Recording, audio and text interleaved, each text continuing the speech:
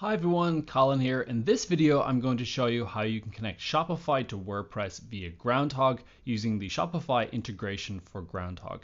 To get started, I'm going to assume that you've Groundhogg installed and also you've downloaded and activated the Shopify extension for Groundhogg. So when you're ready to go, your plugins should look a little bit like this. Before we get really kicked off, I just want to recommend that you open your Shopify account now and log in. This is a bit of a lengthy installation, but I'm going to step you through it step by step. The first thing we're going to do is come into Groundhogg and click Settings. On the right hand side here, you'll see Shopify. And when I click that tab, I'm going to come to the end and paste in my license key and click Save Changes. It's very important that when you update or edit your license key, always click Save Changes to ensure it's saved and ready for use. As you can see here, my license is automatically activated. If I do a quick page refresh, you'll see that deactivate license is available to me should I need it. The top settings here is, for example, webhook signing key and Shopify domain. We don't need to look at them right now, but the next steps are going to be within your Shopify admin dashboard. So if you don't have that open, now would be a great time to pause the video and open it, and we'll continue when we get there. Okay, so here we are in our admin dashboard for Shopify, and what we're going to need to do here is to set up a number of webhooks. To get started, I'm going to click Settings down the left hand side and choose Notifications. That is the icon with the bell. Scrolling right the way to the end, you'll find a section called Webhooks, and we'll need to set up a webhook for each benchmark we wish to use in Groundhogg. So we're going to create our first webhook, and to do that, I'm going to click Create Webhook. The event we're going to have in question here is customer creation. And if you refer to documentation, there is a number of events we'll need to set up. I'm just going to demonstrate one, but you'll need to repeat this process for each event that you wish to track in Groundhogg. In terms of format, it'll always be JSON, and the webhook is always going to be the latest. The URL here is available in the documentation, but if you want to quickly copy and paste it, the best place to do that is to go into Funnel Builder of Groundhogg, choose Add Step, and choose any Shopify benchmark you wish. The webhook is the same for all of them, so once you know the URL, you don't need to open a new benchmark to get a different URL. They're all the same. So let's choose Customer Created, and you can see the webhook available here. I'm going to go ahead and copy that webhook, move back into my Shopify admin dashboard, and paste in the URL and click Save Webhook. There's going to be an error here. I'm using a local instance. It's HTTP. I'm just going to add in the S just to make sure we can add it. Click Save. And as you can see, the event has been registered. You'll need to repeat this process for each benchmark you wish to track in Groundhogg. If you refer to our documentation, we list the events you'll need to use. Very importantly, here at the end, you'll see a highlighted section called your webhook signing key. I'm going to go ahead and copy that and move back into my Shopify settings of Groundhogg, which is over here. And this refers back to the settings we had a moment ago. I'm going to paste that webhook signing key in the top, and I'm going to add in my Shopify domain.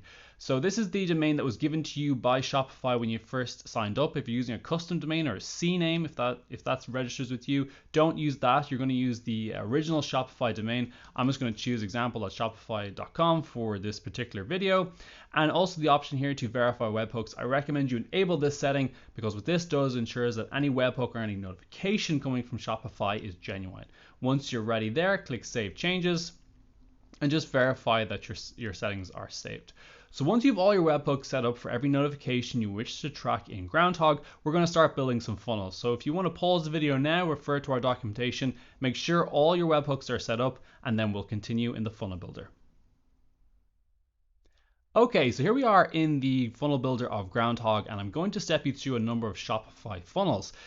I'm going to assume you've installed Groundhogg and you also have the extension for Shopify installed, and also you've set up the webhooks in your Shopify admin dashboard. If you haven't set up the webhooks or you don't have those plugins enabled, now would be a great time to pause the video and make sure that's done, and then come back here for the funnel building exercise.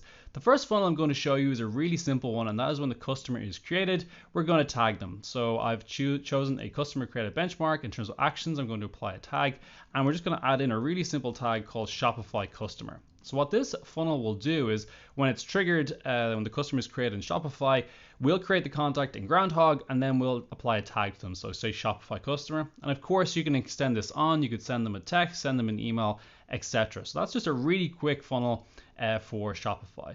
If we delete that and let's just choose a different funnel entirely, we're going to choose Add Step once again, look back at our benchmarks. I always like using the customer lifetime value or customer LTV. And what this is a parameter sent to us by Shopify telling you how much the customer has spent on your store. So for example, we can choose whether the LTV is greater than or less than. I'm going to choose greater than for this example, and let's choose 500, and that's the local currency that your Shopify system is set up in. And to add a step, I'm going to say apply a tag, and let's do another action, and we're going to send an email. So let's assume anyone who spends more than 500 with us is a VIP, so we're going to add a VIP tag to them, and we're going to send them an email and say thank you for the loyalty, perhaps maybe include a coupon for our Shopify store. So that's a great funnel to bolster customer loyalty and repeat business. If we now just remove those steps and benchmarks and try a new funnel, let's click add step, come back to our benchmarks, and let's look at order paid. And this is a really simple funnel. So when an order is paid, we can say, maybe send an email saying thanking the customer for paying for the order, maybe sending some details about the delivery. This is a really good funnel if you maybe have a unique fulfillment process, maybe you hand deliver, or maybe it's an installation. You can keep the user informed about what's happening with their order. So that's a very quick overview of funnels in Shopify. If you have any questions, please feel free to reach out to me directly or refer to the documentation on our website. So once again, thank you so much for watching.